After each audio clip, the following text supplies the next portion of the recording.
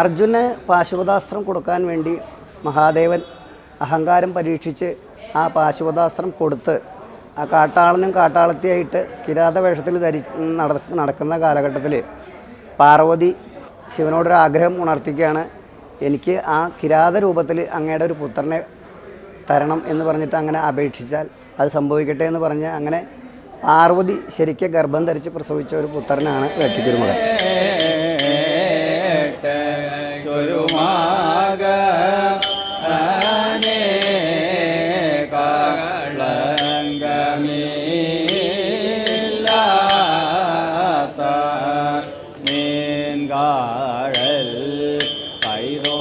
പ്രസവിച്ച ശേഷം അപ്പോൾ എന്താ ചെയ്യേണ്ടത് ചോദിച്ചാൽ നീ കാട്ടിൽ ഉപേക്ഷിച്ച് പോരെ, അതിനൊക്കെ അവിടെ വളർന്നോളും എന്ന് പറഞ്ഞ് മഹാദേവൻ അത് പറഞ്ഞ് അങ്ങനെ കാട്ടാള സ്വരൂപത്തിലുള്ള ആ കിരാതനും കിരാതിയും കൂടിയിട്ട് അവിടെ തിരിച്ചു പോയിരുന്നു. കാട്ടാളന്മാരോടൊപ്പം കളിച്ചു വളർന്നിട്ടുള്ള ആ ഒരു വേഷത്തിൽ വളർന്ന കാരണം കാടന്മാരുടെ സ്വഭാവവും യുദ്ധം ചെയ്യുക അങ്ങനെയുള്ള ആ ഒരു ഏർപ്പാടുകളൊക്കെയാണ് പഠിച്ചത്. കാട്ടിലുള്ള കാട്ടാളന്മാരുടെ എല്ലാ ഇതുകളും പഠിച്ചെടുത്തു. പക്ഷേ ഇത് മഹാദേവൻ്റെ ഒരു അംശമായിട്ടുള്ള ആളാണ് എന്നുള്ള ആ ഒരു ബോധത്തിലൊന്നല്ല കുട്ടിക്കാലം വളർന്നത്. അത് കഴിഞ്ഞ് അദ്ദേഹം പിന്നെ കാട്ടിൽ നിന്ന് നാട്ടിലേക്ക് ഇറങ്ങി വന്നിട്ടുള്ള നാട്ടിലെ രാജാക്കന്മാരെ യുദ്ധത്തിന് വേണ്ടി വെല്ലുവിളിച്ചു. അപ്പോൾ രാജാക്കന്മാർക്കും അറിയാം ഇത് മഹാദേവൻ്റെ പുത്രനാണെന്നും നമ്മൾ ത്രൈലോക്യത്തിൽ നിന്നെ ജയിക്കാൻ ആരുമില്ല എന്ന് വരം വാങ്ങിച്ചിട്ടുള്ള ആളാണ് മഹാദേവനിൽ നിന്ന് വേട്ടക്കുരുമകൻ. അപ്പോൾ അവരെല്ലാവരും കൂടി മറ്റേ മഹാദേവൻ്റെ അടുത്ത് വന്ന് സങ്കടം പറഞ്ഞു, അങ്ങയുടെ പുത്രൻ ഞങ്ങൾക്ക് വളരെയധികം വിഷമങ്ങൾ ഉണ്ടാക്കുന്നുണ്ട്, അതിന് എന്തെങ്കിലും ഒരു പരിഹാരം ഉണ്ടാക്കി തരണം എന്ന് പറയലും. അപ്പോൾ മഹാദേവൻ പറഞ്ഞു, ഞാൻ അവന് എല്ലാ വരങ്ങളും കൊടുത്തിട്ടുള്ള ഐശ്വര്യങ്ങളും കൊടുത്തില്ല, ഇതിന് ഞാൻ എന്തെങ്കിലും ഒരു പോം വഴി ഉണ്ടെങ്കിൽ മഹാവിഷ്ണുവിനെ കണ്ടോളൂ, അദ്ദേഹം അത് എന്തെങ്കിലും പരിഹരിച്ചു തരും എന്ന് പറയും. അതനുസരിച്ച് ഇവർ മഹാവിഷ്ണുവിൻ്റെ അടുത്ത് ചെന്നു. അപ്പോൾ മഹാവിഷ്ണു ശരിക്കും ആലോചിച്ചപ്പോൾ ശരി ഞാൻ വഴി ഉണ്ടാക്കാം. ഒരു വൃദ്ധ ബ്രാഹ്മണൻ്റെ വേഷത്തിൽ വേട്ടക്കുരുമകൻ വരുന്ന വഴിയിൽ കയ്യിലൊരു പൊൻചുരുകിയും വെച്ചിട്ട് അങ്ങനെ ഒരു വൃദ്ധ ബ്രാഹ്മണൻ്റെ വേഷത്തിൽ മഹാവിഷ്ണു വരുന്നു. അപ്പോൾ വേട്ടക്കുരുമകൻ കണ്ടു, ആരാത് എവിടുന്നാ വരണേന്നൊക്കെ ചോദിച്ചു. തടഞ്ഞു നിർത്തി. ഇതെന്താ കയ്യിൽ? ഇതൊരു ചുരുകിയാണ്, സ്വർണ്ണ ചുരുക, അത് ഒരാൾക്ക് കൊടുക്കാനുള്ളതാണ്. പറഞ്ഞു, ഇതെന്താ ഈ ബ്രാഹ്മണർക്ക് എന്തിനാ ചുരുക, അതൊക്കെ ഞങ്ങളെപ്പോലെ യുദ്ധം ചെയ്യുന്ന ആൾക്കാർക്കുള്ളതല്ലേ എന്ന് വേട്ടക്കുരുമകൻ അങ്ങോട്ട് ചോദിച്ചു. അവസാനം 50 കിട്ടണം എന്നുള്ള ഷാഡി കണ്ടപ്പോൾ ഭംഗി കണ്ടപ്പോൾ അത് വേണമെന്നുള്ള നിർബന്ധം പറഞ്ഞു. അപ്പോൾ വൃദ്ധബ്രാഹ്മണൻ്റെ വേഷത്തിലുള്ള മഹാവിഷ്ണു പറഞ്ഞു, ശരി ഞാനിത് തരാം, പക്ഷേ ഇതിലെ നിബന്ധനകളുണ്ട്, ഞാനിത് തന്നാൽ അത് പാലിക്കാൻ തയ്യാറുണ്ടോ എങ്കിൽ ഞാനിത് തരാം എന്ന് പറയുകയാണ്. അതെന്തായാലും വേണ്ടില്ല, എനിക്കത് വേണമെന്ന് പറഞ്ഞു. അങ്ങനെ അരയിൽ വയ്ക്കരുത്, താഴത്തും വയ്ക്കരുത് എന്ന് പറഞ്ഞ് എന്നാൽ ഞാൻ ആ ചുരുക്ക തരാമെന്ന് പറഞ്ഞു. അതിനെന്താ അത്ര വിഷമമെന്ന് വിചാരിച്ചു വലത്തെ കൈ കൊണ്ട് ഈ വലത്തെ കയ്യിലുള്ള അമ്പും വില്ലൊക്കെ ഇടത്തെ കയ്യിലേക്ക് പിടിച്ച് വലത്തെ കൈ കൊണ്ട് ചുരുക വാങ്ങിച്ചു. അത് വാങ്ങിച്ച് അതിൻ്റെ ഭംഗി നോക്കി നിൽക്കുമ്പോഴേക്കും മഹാവിഷ്ണു അപ്രത്യക്ഷമായി. ആൾ മുമ്പിൽ നിന്ന് പെട്ടെന്ന് അപ്രത്യക്ഷമായപ്പോൾ അത് എന്താ ഏതാണെന്ന് വെച്ചാൽ നാലുപുറവും ആശ്ചര്യമായിട്ട് നോക്കി വേട്ടക്കുരുമകൻ. ഇനി എന്താ ഇപ്പോൾ വേണ്ടത് ശരിയ, വലത്തെ കൈ ഇത് നിലത്തും വയ്ക്കാൻ പാടില്ല, അരയിലും വയ്ക്കാൻ പാടില്ല എന്ന് വാഗ്ദാനം ചെയ്യുകയും ചെയ്തു. ഈ അമ്പും വില്ലൊക്കെ എടുത്തിട്ട് ഇനി എന്തെങ്കിലും പെരുമാറണമെങ്കിൽ വലത്തെ കൈ വേണ്ടേ. അപ്പം അവിടെ നിന്നിട്ട് ആകെ വിഷണനായിട്ടിങ്ങനെ നിൽക്കുമ്പോൾ മഹാദേവൻ്റെ അശരീരി ഉണ്ടാവുകയാണ്. മോനെ, നീ അങ്ങനെ കാട്ടിൽ വളരേണ്ട ഒരു ആളൊന്നുമല്ല, നീ മലനാട്ടിലെ മക്കൾക്ക് പരദേവതയായിട്ട് നീ പോവുക, അവർക്ക് വേണ്ടത് നീ ആദ്യം കൊടുക്കുക, അപ്പം നിനക്ക് വേണ്ടതൊക്കെ അവർ തന്നോളും എന്ന് മഹാദേവൻ്റെ അശരീരി ഉണ്ടായിട്ട് അങ്ങനെ ഗൂഡല്ലൂരുള്ള നമ്പുമലക്കോട്ട എന്ന് പറയുന്ന സ്ഥലം, നമ്പാലക്കോട്ട എന്ന് അവരവിടെ പറയും, ഗൂഡല്ലൂർ മൈസൂർ, അവിടെയാണ് വേട്ടക്കുരുമകൻ്റെ ശരിക്കും പ്രധാനപ്പെട്ട സ്ഥലം. അവിടുന്ന് പിന്നെ ആവാഹിച്ച് കൊണ്ടുവന്ന് കേരളത്തിലേക്ക് വന്നിട്ടുള്ള ഏറ്റവും പ്രധാനപ്പെട്ട ക്ഷേത്രമാണ് ബാലുശ്ശേരിക്കോട്ട. വേട്ടക്കുരുമകൻ എന്ന് പറഞ്ഞ മൂർത്തി കേരളത്തിൽ അധികം ക്ഷേത്രങ്ങൾ ഇല്ല. ക്ഷത്രിയ രാജാക്കന്മാരുടെ ഇല്ലങ്ങൾ, കോവിലകങ്ങൾ അങ്ങനെയുള്ള പ്രധാനപ്പെട്ട സ്ഥലങ്ങളിലാണ് വേട്ടക്കുരുമകൻ്റെ പ്രതിഷ്ഠകളും വേട്ടക്കുരുമകനെ കളമെഴുത്ത് പാട്ട് അങ്ങനെയുള്ള ഒരുപാട് ചടങ്ങുകൾ നടന്നു വരുന്നത്. കേരളത്തിൽ പ്രധാനപ്പെട്ട ക്ഷേത്രം ബാലുശ്ശേരിക്കോട്ട എന്ന് പറയുന്ന സ്ഥലത്താണ് വേട്ടയ്ക്കൻ്റെ പ്രധാന ക്ഷേത്രം. കോഴിക്കോട് ജില്ലയിലാണ് ബാലുശ്ശേരി സ്ഥിതി ചെയ്യുന്നത്. അതുകൂടാതെ അനേകം ക്ഷേത്രങ്ങൾ, ചെറിയ ക്ഷേത്രങ്ങളൊക്കെ ധാരാളം എല്ലാ ജില്ലകളിലും ഉണ്ട്. അവിടെയൊക്കെ ഈ പാട്ട് നടന്നു വരുന്നുണ്ട്. ബാലുശ്ശേരി കോട്ടയിൽ വേട്ടയ്ക്കൻ വന്നതിന് ശേഷം അവിടുന്ന് അങ്ങനെ പന്നിയമ്പള്ളി ഇല്ലത്ത് ഒരു പ്രധാന സംഭവം ഉണ്ടായിട്ടെന്ന് വെച്ചാൽ അവിടെ ദാരിദ്ര്യം കൊണ്ട് പന്നിയമ്പള്ളി ഇല്ലത്ത് ദാരിദ്ര്യം ആയിട്ട് അവർക്ക് വേട്ടയ്ക്കൻ അവിടെ ചെന്നപ്പോൾ ഒന്നും കൊടുക്കാനില്ല. ഒരു ബ്രാഹ്മണൻ വന്നു, എന്തെങ്കിലും കഴിക്കാനുണ്ടോ ചോദിച്ചു. അപ്പോൾ അത് ആരാണെന്നും മനസ്സിലായിട്ടില്ല. അപ്പോൾ നോക്കുമ്പോൾ ഭക്ഷണമൊന്നുമില്ല, വളരെ ദാരിദ്ര്യമാണ് അവിടെ. കുറച്ച് പാല് ഇരിപ്പുണ്ടെന്ന് അത് കൊടുക്കാൻ പറഞ്ഞു. അങ്ങനെ ആ പാല് കുടിച്ച് ആ കിണ്ടി അവിടെ കഴിഞ്ഞ് ഇനി ഇവിടെ ദാരിദ്ര്യം ഒരിക്കലും ഉണ്ടാവരുത് എന്ന് അനുഗ്രഹിച്ചിട്ട് ഈ ബ്രാഹ്മണൻ പോയിട്ട് പിന്നീടാണ് മനസ്സിലായത് ഇത് ആ വേട്ടക്കാരനാണെന്നൊക്കെ മനസ്സിലാവുകയും ചെയ്തു. ഇവർക്ക് അതേവരെ പിന്നെ അവിടെ ദാരിദ്ര്യം ഉണ്ടായിട്ടില്ല. ആ പന്നിവിള്ളി ഇല്ല ഇന്നുണ്ട് ഇന്ന് അവർക്ക്. അപ്പോൾ അവർക്കൊരു പ്രധാനത ഉള്ളത് എന്താ വെച്ചാൽ വേട്ടക്കാരന് എവിടെ പാട്ട് നടക്കുന്നുണ്ടോ, പാട്ട് നടക്കുന്ന സ്ഥലത്ത് പന്നിവിള്ളി ഇല്ലാത്ത തിരുമേനി വന്നാൽ കളംപൂജയ്ക്കുള്ള അവകാശം അവർക്കാണ്. അവർ വന്നിട്ടുണ്ടെങ്കിൽ അദ്ദേഹമാണ് കളംപൂജ ചെയ്യുക. എവിടെ പാട്ട് നടക്കുകയാലും വന്നാൽ തന്ത്രിയാണ്. വേട്ടക്കാരൻ്റെ ഒരു തന്ത്രിസ്ഥാനം ഉള്ള അനുവദിച്ച് കൊടുത്തിട്ടുള്ള ഒരു സ്ഥലമാണ് പന്നിയൻവിള്ളി ഇല്ലം. പിന്നെ തൃക്കലങ്ങോട്ടൂർ വാതിൽമാടം എന്ന് പറഞ്ഞിട്ട് സ്ഥലമുണ്ട്, മഞ്ചേരി, തൃക്കലങ്ങോട്. അപ്പോൾ ഏറ്റവും പ്രധാനപ്പെട്ട 3 സ്ഥലങ്ങളാണ് വേട്ടക്കാരൻ്റെ. അത് രാവിലത്തെ പൂജ, ഉഷപ്പൂജ നമ്പുമലക്കോട്ടയിൽ പ്രധാന, മൈസൂർ ഗൂഡല്ലൂർ. ഉച്ചപൂജയ്ക്ക് പ്രധാനം ബാലുശ്ശേരി കോട്ടയാണ്, തൊഴാൽ പ്രത്യേകത ഉച്ചപൂജ കഴിഞ്ഞ് അത്താഴ പൂജയ്ക്ക് തൃക്കലങ്ങോട്. ഇങ്ങനെ 3 ദിക്കിലും സാന്നിധ്യം ഒരേ ഇതുള്ള ഒരു മൂർത്തിയാണ് വേട്ടക്കുരുമകൻ. പ്രധാനപ്പെട്ട 3 ക്ഷേത്രം അതാണ്. ഈ അനുഷ്ഠാന കല എന്ന് പറഞ്ഞാൽ ഒരു കാലഘട്ടത്തിൽ ഇല്ലങ്ങളിൽ മാത്രം അനുഷ്ഠിച്ചു പോന്നിരുന്ന ഒരു കലാരൂപമാണിത്. കാരണം ഇല്ലങ്ങളെല്ലാം അന്യം നിന്ന് പോകുന്നൊരവസ്ഥയിൽ ഈ ദേവനെ ആരാധിച്ചാൽ ഈ തറവാടിൻ്റെ അന്യം നിന്ന് പോവാത്തൊരവസ്ഥയിലേക്ക് വരണം. അതുകൊണ്ട് ഈ കിരാതമൂർത്തിയെ എല്ലാ ഇല്ലങ്ങളിലും പല ആൾക്കാരും ഉപാസിച്ചു കൊണ്ടുവന്ന് പ്രധാന ദേവനായിട്ട് പ്രതിഷ്ഠിക്കുകയാണ്. കാരണം സന്തതി ഉണ്ടാവാൻ ഏറ്റവും ശക്തിയുള്ള ഒരു ദേവനാണ് കിരാതമൂർത്തി. അങ്ങനെയാണ് ഇല്ലങ്ങളിലെല്ലാം, ഇല്ലങ്ങൾ, കോവിലകങ്ങൾ, മനകൾ, അങ്ങനെയുള്ള ഒരുപാട് ഈ ഉന്നതരായിട്ടുള്ള ആൾക്കാരുടെ ദേവതാ സങ്കല്പത്തിലാണ് കിരാതമൂർത്തി വരുന്നത്. അതിൽ ഈ കളമെഴുത്തുപാട്ട്, ഇത് ഓരോ മേഖലയിലും ഓരോരുത്തർക്ക് പറഞ്ഞു വെച്ച കാര്യങ്ങളുണ്ട്. കളമെഴുത്ത് കുറുപ്പന്മാരാണ്, അത് 6 ദേശത്തുള്ള 6 ആൾക്കാരായിട്ടാണ് ചെയ്യുക. ഓരോ ദേശത്ത് ഓരോ ആൾക്കാരായിരിക്കും. അതുപോലെ തന്നെ വെളിച്ചപ്പാടും പഴയ കാലത്ത് കാരോപ്പണിക്കർ എന്നൊരു സമുദായക്കാരാണ് ഇത് ചെയ്തിരുന്നത്. അവർ അന്യം നിന്ന് പോയപ്പോൾ നമ്പൂതിരിമാർ തുടങ്ങിയതാണ്. കാരണം നമ്പൂതിരിമാർക്ക് ഈ ദേവനോടുള്ള ഇഷ്ടം കൊണ്ട് ഈ കലാരൂപം അന്യം നിന്ന് പോകരുതെന്ന് വിചാരിച്ച് നമ്പൂതിരിമാർ ചെയ്തതാണ്. അങ്ങനെ തുടങ്ങിയതാണ്. അവിടെ ഒരു 6ഓളം ഇല്ലക്കാർ പല ദേശത്തായിട്ട് ഇത് തുടങ്ങിയതാണ്. അങ്ങനെ തുടങ്ങിയിട്ട് ഇത് അന്യം നിന്ന് പോവാതിരിക്കാൻ വേണ്ടി ഇവർ ഉപാസിച്ച് തൻ്റെ പരദേവതയാക്കി ഈ വെളിച്ചപ്പാടെന്ന കർമ്മം ചെയ്യുകയാണ്. പൊതുവേ നമ്പൂതിരിമാർക്ക് ഈ വെളിച്ചപ്പാട് പറഞ്ഞ ജോലിയല്ല. കാരണം ഇത്രയും അത്യധ്വാനമുള്ളൊരു ജോലി പൊതുവേ നമ്പൂതിരിമാർ ചെയ്യില്ല. ഇത് നല്ല അധ്വാനമാണ്, കായികമായിട്ടും എല്ലാം കൊണ്ടും, ശാരീരികമായിട്ടും മാനസികമായിട്ടൊക്കെ അത്യധ്വാനമാണ്. അപ്പോൾ ആ അധ്വാനത്തെ ശരിക്കും നമ്പൂതിരിമാർ സാധിക്കാത്തൊരു കാര്യമാണ്. പക്ഷേ ഇതെന്താ, ഉപാസന കൊണ്ടാണ്. നമ്മളുടെ ഈ ചെയ്യുന്ന കർമ്മത്തിനോടുള്ള ആത്മാർത്ഥത, അങ്ങനെയുള്ള അതിൻ്റെ ഒരുപാട് മേഖലകളുണ്ട്. ആ മേഖലകളിലൊക്കെ കൃത്യമായിട്ട് നമ്മൾ ഓരോന്ന് ശാരീരികമായിട്ട്, ഇത് ശരീരം ഒരു പ്രധാന വിഷയമാണ്. അപ്പോൾ ശരീരം നല്ല രീതിയിൽ കൊണ്ടു നടക്കുമ്പോൾ നമ്മൾക്ക് ഈ പ്രവൃത്തിയെ ഏറ്റവും നല്ല രീതിയിൽ നമ്മളുടെ ഭക്തജനങ്ങളുടെ മുന്നിൽ നമുക്കത് കാണിക്കാൻ, പെർഫോം ചെയ്യാൻ സാധിക്കുള്ളൂ. അതിനുള്ള ഉപാസനകൾ 41 ദിവസം വ്രതം വേണം. അപ്പം 12,000 നിശ്ചയിച്ചു കഴിഞ്ഞാൽ ഏറ്റവും ചുരുങ്ങിയത് 41 ദിവസം മുന്നേ അത് നിശ്ചയിക്കും. എന്നിട്ട് നമ്മൾ അതിന് ശാരീരികമായിട്ടും മാനസികമായിട്ടൊക്കെ നമ്മൾ തയ്യാറെടുക്കുകയാണ്. അത്രയും വളരെ ചിട്ടയോടുകൂടിയേ ഇത് ചെയ്യാറുള്ളൂ. ഈ വേട്ടക്കുരുമകൻ്റെ ഏറ്റവും പ്രത്യേകത എന്താ വെച്ചാൽ, മറ്റുള്ള ഈശ്വരന്മാരിൽ നിന്നും ഭഗവാന്മാരിൽ നിന്നും പ്രത്യേകത എന്താ വെച്ചാൽ, എന്താണോ നിനക്ക് വേണ്ടത് അത് നീ അവർക്ക് വേണ്ടത് കൊടുത്താൽ നിനക്ക് വേണ്ടത് തരുന്ന. അപ്പം നമ്മളൊരു കാര്യം വിളിച്ചു പ്രാർത്ഥിച്ചാൽ അത് ആദ്യം നേടിത്തരുന്ന ഒരു ഭഗവാനാണ് വേട്ടക്കുരുമകൻ.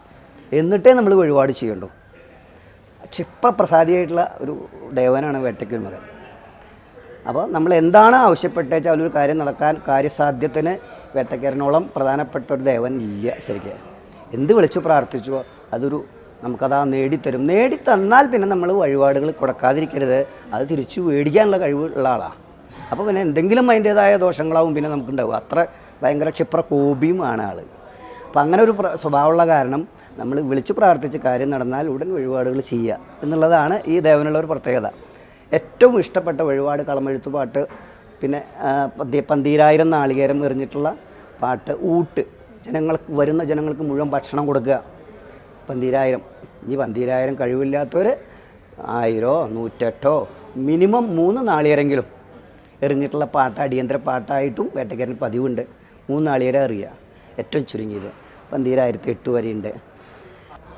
പിന്നെ ഈ 12000 എന്ന് പറഞ്ഞാൽ ഈ നമ്മൾ പറയുന്ന കാര്യസാധ്യത്തിനാണ് ഇത് ചെയ്യണത്. കാരണം പ്രത്യേകിച്ച് ഇത് ഈ സന്താനം എന്ന് മാത്രമല്ല, ജോലിക്കാര്യം, അങ്ങനെയുള്ള നമ്മൾ എന്ത് കാര്യമാണോ നമ്മൾ ദേവനോട് പ്രാർത്ഥിക്കുന്നത് അത് സാധിക്കും എന്നുള്ളതാണ് ആ ഉത്തമ വിശ്വാസമാണ്. അത് പറയും, മനസ്സറിഞ്ഞൊന്ന് വിളിച്ചാൽ ആ ദേവൻ നമ്മളെ മുന്നിൽ വരും എന്നാണ് പറയാം. കാരണം നമ്മളൊക്കെ അനുഭവം അങ്ങനെയാണ്. നമുക്ക് എത്ര ഇതുണ്ടെങ്കിൽ നമ്മളൊരു കാര്യം വിചാരിച്ചാൽ കൂടുതൽ ആഗ്രഹിക്കരുത്. അതാണ് ക്ഷിപ്രപ്രസാദിയാണ്, ക്ഷിപ്രകോപിയാണ്. അപ്പോൾ നമ്മളെപ്പോഴും കൂടുതലായിട്ടൊന്നും ആഗ്രഹിക്കരുത്. ഒരു മീഡിയത്തിൽ ഇങ്ങനെ എല്ലാ കാര്യവും നമുക്കിങ്ങനെ കൊണ്ടുതരും അദ്ദേഹം. അപ്പോൾ അത്രയും കറക്റ്റായിട്ടുള്ളൊരു ദേവനാണ്. ശിവനെക്കാട്ടിലും രൗദ്രനാണ് പറയണത്. വളരെ ക്ഷിപ്രപ്രസാദ്. അതുപോലെ തന്നെ നമുക്ക് താഴോട്ട് കൊണ്ടുപോയി ഇടാനും ഒരു മടിയില്ല. അത്രയും പെർഫെക്റ്റ് ആയിട്ടുള്ള ഒരാളാണ് ഈ കിരാതമൂർത്തി. സൃഷ്ടി, സ്ഥിതി, സംഹാരം എന്നീ 3 ക്രിയാഭേദങ്ങളും ഒത്തിണങ്ങിയിട്ടുള്ളൊരു കലാരൂപമാണ് കളമെഴുത്ത് പാട്ട്.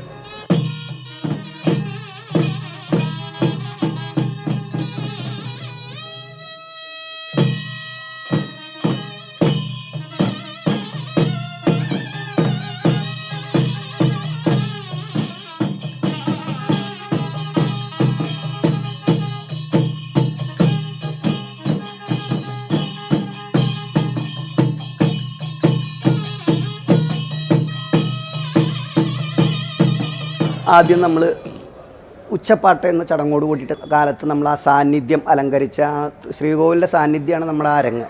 അവിടെ നമ്മൾ ഭഗവാനെ ശ്രീകോവിലിന് എഴുന്നള്ളിച്ച് വെച്ച് പൂജ കൊടുത്ത്, ഇന്ന് അങ്ങേക്ക് ഇവിടെ വേട്ടക്കരം പാട്ടുണ്ട് എന്നുള്ളത് ഭഗവാനെ ബോധ്യപ്പെടുത്തുക. പിന്നെ കാണുന്നവർക്കൊക്കെ മനസ്സിലാവും ഇന്നിവിടെ വേട്ടക്കരം പാട്ടുണ്ട്. അതിന് വേണ്ട ആദ്യത്തെ ചടങ്ങ് ഉച്ചപ്പെടുത്തുക എന്ന് പറഞ്ഞാൽ പ്രസിദ്ധപ്പെടുത്തുക എന്നാണ് അതിൻ്റെ അർത്ഥം. അതാണ് ഉച്ചപ്പാട്ട് എന്നുള്ള അർത്ഥം. ഉച്ചപ്പെടുത്തിക്കൊണ്ട്, അതായത് ഇന്ന മുഖത്തേക്ക് ഇന്ന് പാട്ടുണ്ട് ഇവിടെ എന്ന് പ്രസിദ്ധപ്പെടുത്തുന്ന ആദ്യത്തെ ചടങ്ങാണ് ഉച്ചപ്പാട്ട്.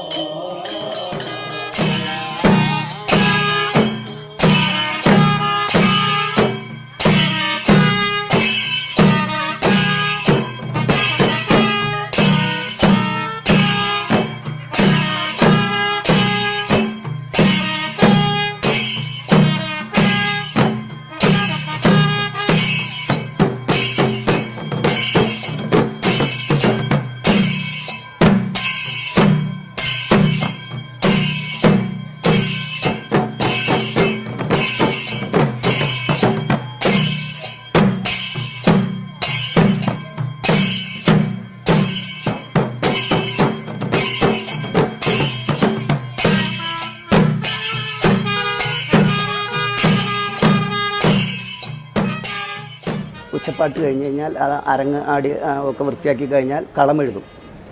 കളമെഴുതുക എന്ന് പറഞ്ഞു കഴിഞ്ഞാൽ പഞ്ചവർണ്ണങ്ങളെ കൊണ്ടാണ് നമ്മൾ കളം ഉണ്ടാക്കുന്നത്.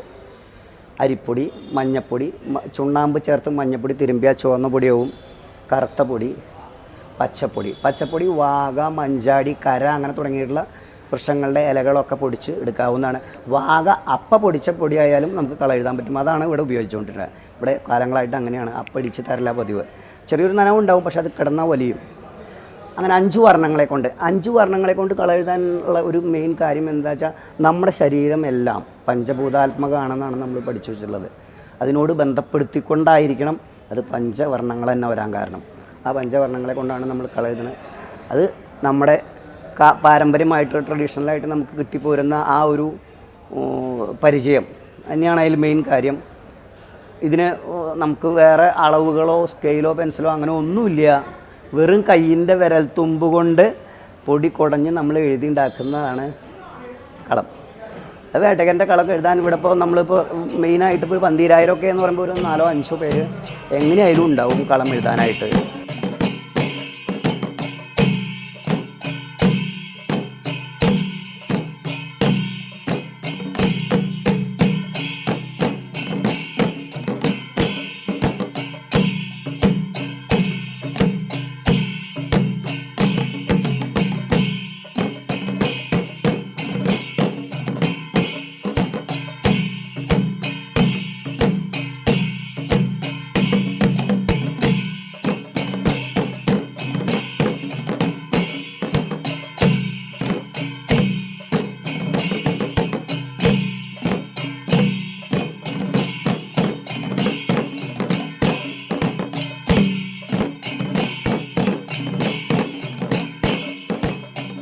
പഞ്ചവർണ്ണപ്പൊടികളെ കൊണ്ടാണ്, പ്രകൃതിയുമായി ബന്ധപ്പെട്ട സാധനങ്ങൾ മാത്രമേ ഇതിൽ ഉപയോഗിക്കുള്ളൂ.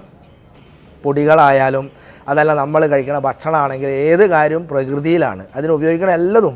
ഇപ്പം കുരുത്തോല, നാളികേരം, പൊടികൾ മുഴുവൻ പ്രകൃതിയിൽ നിന്നുണ്ടാവുന്നതാണ്. പിന്നെ ഉണങ്ങലരി, ഇങ്ങനെയുള്ള എല്ലതും പ്രകൃതിയുമായി ബന്ധപ്പെട്ട സാധനങ്ങളാണ്.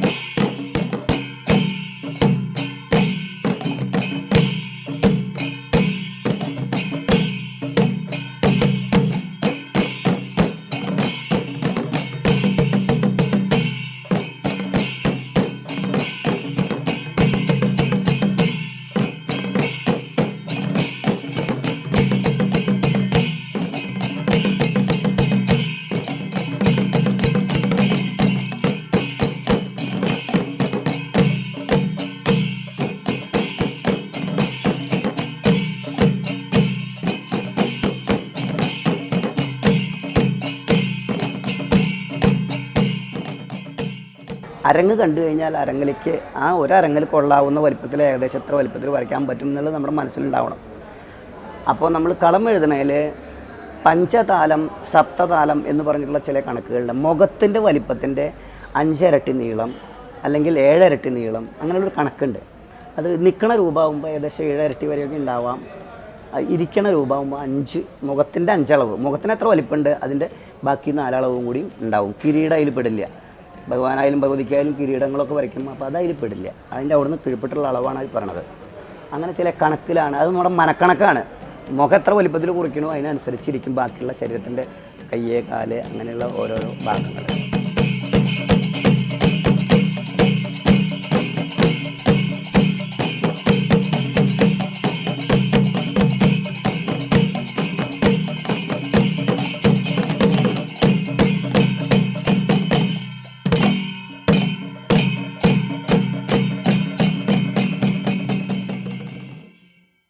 കളം എഴുതി കഴിഞ്ഞ് കഴിഞ്ഞാൽ പിന്നെ 4 ഭാഗവും വെള്ളരി, അരി, നാളികേരം എന്നൊക്കെ ഒരുക്കുക എന്ന് പറയും. അത് ഒരുക്കും. അത് സപ്തമാതൃക്കളെയും അഷ്ടദിക്പാലകന്മാർക്കുമായിട്ട് നമ്മൾ ഒരുക്കുന്നതാണ് ഈ 4 പുറം ഒരുക്കുന്ന ഒരുക്കുകൾ. വെള്ളരി, നാളികേരം ഇതൊക്കെ.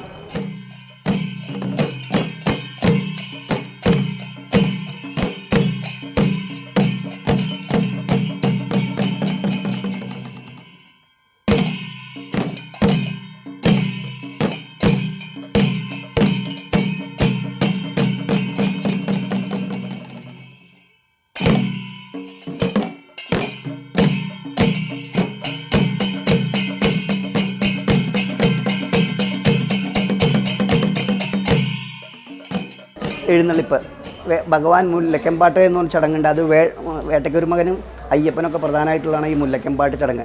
വേട്ടയ്ക്ക് പോകുക എന്നുള്ളൊരു സങ്കല്പത്തിലാണ് ആ മുല്ലക്കമ്പാട്ട്. അപ്പോൾ പോകുമ്പോൾ ഒരു വലന്തല കൊട്ടിയിട്ട് അങ്ങനെ പോയി അവിടുന്ന് നായാട്ട് കഴിഞ്ഞ് സന്തോഷത്തോടെ കൊട്ടും ബഹളമൊക്കെ ആയിട്ട് അവർ എങ്ങോട്ടും മേളായിട്ടാണ് വരിക, കേമായിട്ട്.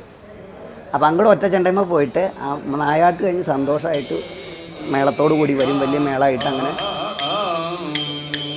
അമ്പും കേട്ടും പാല ആയുധങ്ങളും ആണ്ടേഴോ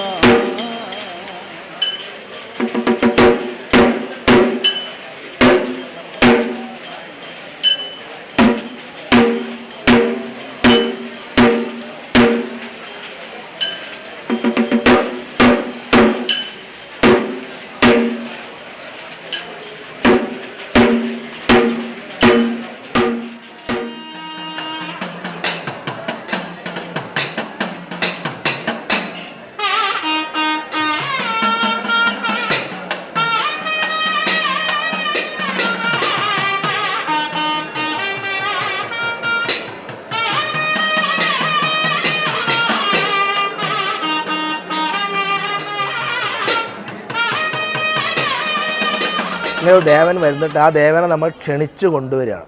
മുല്ലയ്ക്കൽ തറക്കൽ എത്തിയ ദേവനെ, അതാണ് മുല്ലയ്ക്കൽ പാട്ടാണ്. ആ ദേവനെ നമ്മൾ ക്ഷണിച്ചു കൊണ്ടുവരികയാണ്. മേള ഘോഷത്തോടെ എല്ലാവിധ ആഘോഷങ്ങളോടും കൂടിയാണ് ഈ വില്ലാളി വീരനായിട്ടുള്ള ദേവനെ ക്ഷണിച്ചു കൊണ്ടുവരികയാണ്.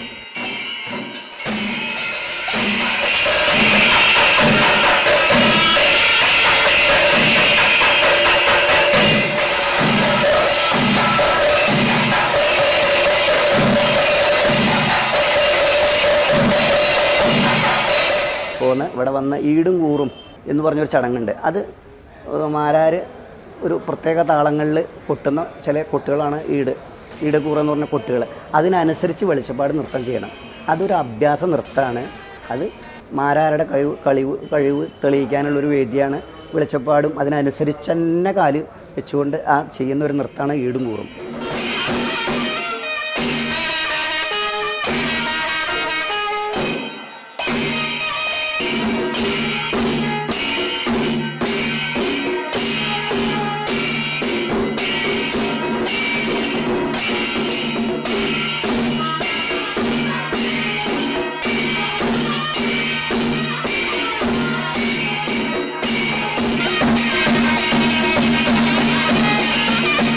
ആ ക്ഷണിച്ചു കൊണ്ടുവന്നിട്ട് ഇവിടെ അദ്ദേഹം ഈ പ്രവൃത്തിയിൽ ഒട്ടും മോശക്കാരനല്ല എന്നുള്ളൊരു സങ്കല്പം ഉണ്ട് അവിടെ.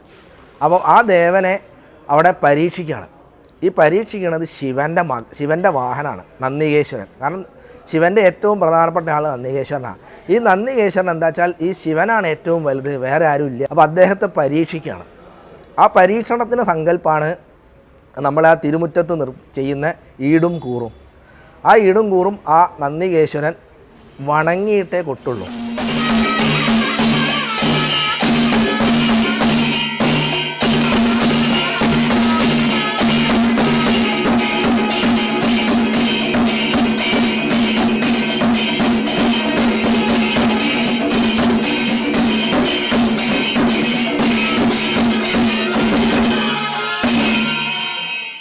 അത് കഴിഞ്ഞ് കഴിഞ്ഞാൽ കളപ്രദക്ഷിണത്തിൽ എന്താണോ വെളിച്ചപ്പാട് ചവിട്ടണത് അതിനനുസരിച്ച് മാരാർ കൊട്ടണം. അതാണ് കളപ്രദക്ഷിണം. അതിപ്പോൾ 7, 9 അങ്ങനെ തുടങ്ങിയിട്ടുള്ള എണ്ണങ്ങളിൽ ഒറ്റസംഖ്യ വരുന്ന നിലയ്ക്ക് പ്രദക്ഷിണം ചെയ്യണം.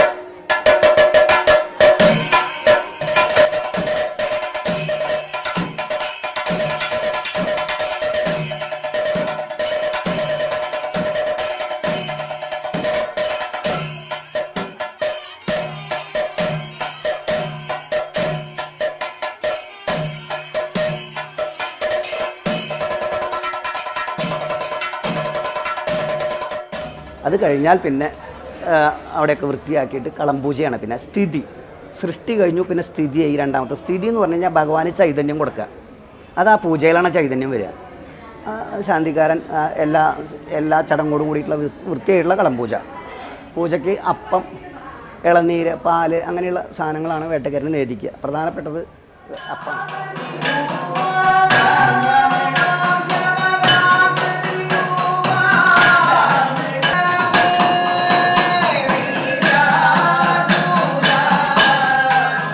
അങ്ങനെ പൂജ കഴിഞ്ഞ് കഴിഞ്ഞാൽ പിന്നെ പാട്ടാണ്.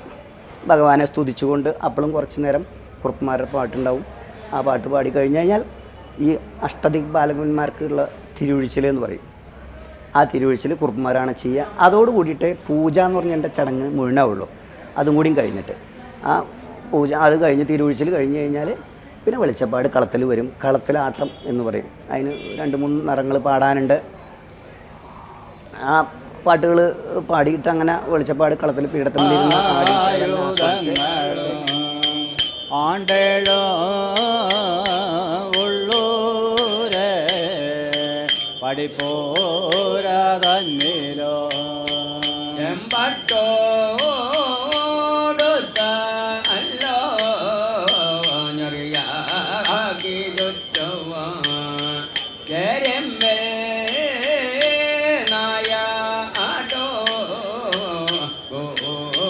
കൺമാനായും അന്തമേല്ലാതേഴോ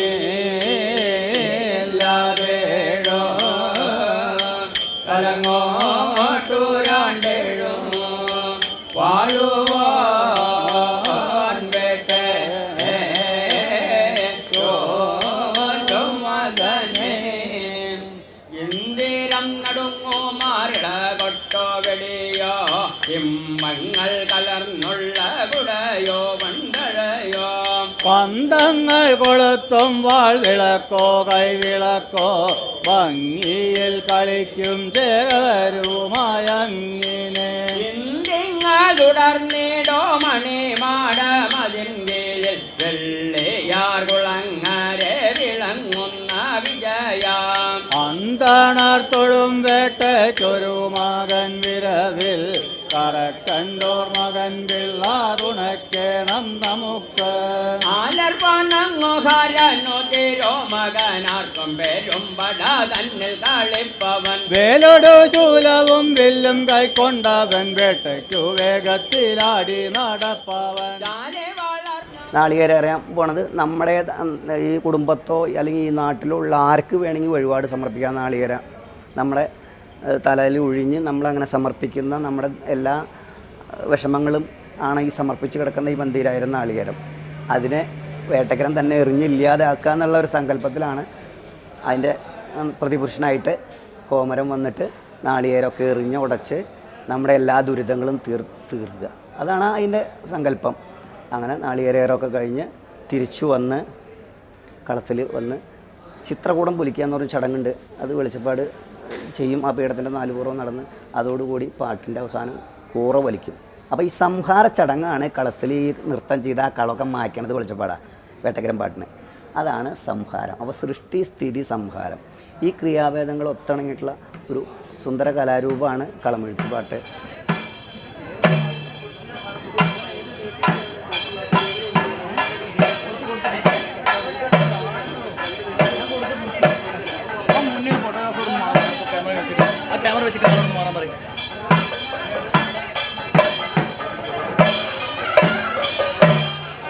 ഈ പന്തീരായിരം നാളികേരം എന്ന് പറയുന്നത് വിശേഷമായിട്ട് മാത്രം ചെയ്യണ ഇതാണ് ചടങ്ങാണ്.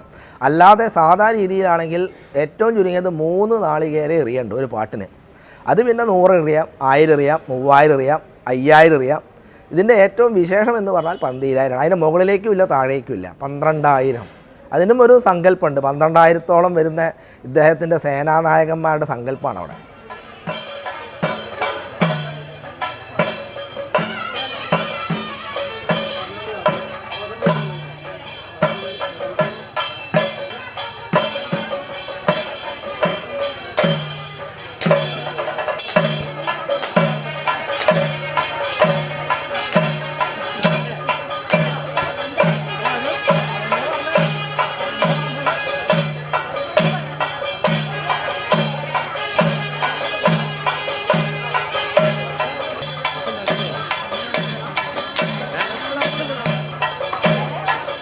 ആ യുദ്ധം കഴിഞ്ഞ് വന്നിട്ടാണ് ആ ക്രോധമായിട്ടിരിക്കുന്ന സമയമാണ്. ഭയങ്കര ദേഷ്യത്തിലിരിക്കുന്ന സമയത്ത് അദ്ദേഹത്തിനെ ആ ക്രോധം ശമിപ്പിക്കാൻ വേണ്ടി ഇദ്ദേഹത്തിൻ്റെ സേനാനായകന്മാർ ഇളനീരഭിഷേകം എന്നാണ് പറയണത്.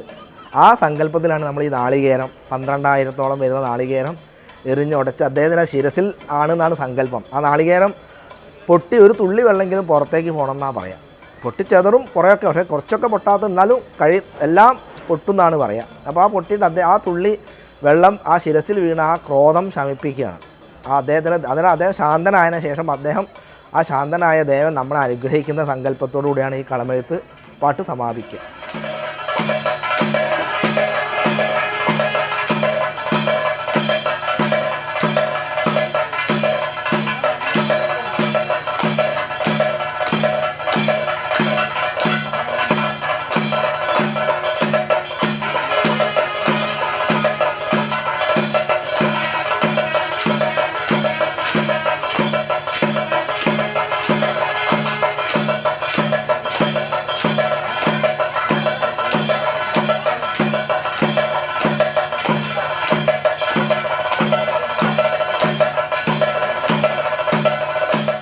കാലഘട്ടങ്ങളൊക്കെ മാറി വന്ന കാരണം പ്രത്യേകിച്ച് ഈ കലകളൊക്കെ അന്യം നിന്ന് വരേണ്ട ഒരു സ്ഥിതിയിലേക്കാണ് പോണത്. പൊതുവേ എന്താ വെച്ചാൽ ഇത്തരം ബുദ്ധിമുട്ടുള്ള ഒരു ദിവസത്തെ ഒരു കളമെഴുത്തുപാട്ട് എന്ന് പറഞ്ഞാൽ ഒരു 1 ഡേ പ്രോഗ്രാമാണ്. വെളിച്ചാമ്പ് വന്നു, നമ്മൾ 3-4 ആൾ വന്നു, അരങ്ങത്ത് വന്നു, കൂറയിട്ടു, അങ്ങനെ തുടർച്ചയായിട്ട് പണികളാണ്. പൊടികളൊക്കെ ഒരുക്കി കളമെഴുതി എല്ലാം കഴിഞ്ഞ് രാത്രി 12 1 മണി 12,000 ഒക്കെ ഉണ്ടെങ്കിൽ ചിലപ്പോൾ 2 മണി 3 മണിയാവും പാട്ട് കഴിയുമ്പോഴേക്കും, ഈ നാളികേരമൊക്കെ കഴിഞ്ഞ് വരുമ്പോഴേക്കും. അപ്പോൾ ഇത്തരം ബുദ്ധിമുട്ടുള്ളൊരു ചടങ്ങുകൾ നമ്മൾ പണിയെടുത്തിട്ട് ഇത്രയും വലിയൊരു പ്രാരാബ്ദം ഏൽക്കാൻ ഇന്നത്തെ പുതിയ ജനറേഷൻ തയ്യാറില്ല. കാരണം വിശ്വാസങ്ങളുടെ കാലഘട്ടം തന്നെ വളരെ കുറവാണ്. കലികാലത്തിൻ്റെ ഒരു പ്രത്യേകത അതിലുണ്ട് എന്ന് മാത്രമല്ല, ഒരു തീവ്രമായിട്ട് ഇതിനോടൊരു ഇതുണ്ടെങ്കിൽ, അഭിനിവേശം ഉണ്ടെങ്കിൽ മാത്രമേ ഇത് നമ്മൾ നടത്തി കൊണ്ടുപോകാൻ പറ്റുള്ളൂ. അപ്പോൾ അതിൽ പുതിയ ആൾക്കാർ ചെറുപ്പക്കാർ വളരെ കുറവേ വരുന്നുള്ളൂ. പിന്നെ നമ്മുടെ കുറുപ്പന്മാരുടെ ഇതിലൊക്കെ ഒക്കെ വേറെ ഓരോ തൊഴിൽ മേഖല തേടി പോവുക, ഒക്കെ പഠിച്ച കുട്ടികളാവുക. ഇതിനുള്ള ജീവിതം എന്ന് പറയുന്നതും പലയിടത്തും കുറവുമാണ്. നമ്മൾ പറഞ്ഞു വാങ്ങാറില്ല. ഇതിന് തരുന്ന അനുഭവങ്ങൾ കുറവാകുമ്പോൾ പിന്നെ എന്താ വെച്ചാൽ എന്താ അച്ഛൻ ഇപ്പോൾ അങ്ങനെ ഇപ്പോൾ മക്കളൊക്കെ പറയാൻ എന്താ വെച്ചാൽ ഇങ്ങനത്തെ ഒരു പരിപാടിക്ക് പോയിട്ട് അച്ഛൻ എന്താ കിട്ടുക, 2 മണിക്കൂർ ഇരുന്നിട്ട് ഞാൻ വേറെ എന്തെങ്കിലും ചെയ്ത് കഴിഞ്ഞാൽ ഇതിനൊക്കെ കാശ് കിട്ടും. അങ്ങനെയുള്ള ചിന്താഗതികൾ ചിലർക്കുണ്ട്. നമുക്ക് ഇടവപ്പാതി മഴയുടെ ആ കാലഘട്ടം തുടങ്ങണതിൻ്റെ മുമ്പേ ആയിട്ട് അവസാനിക്കും ഒരു പാട്ടിൻ്റെ സീസൺ എന്ന് പറഞ്ഞാൽ.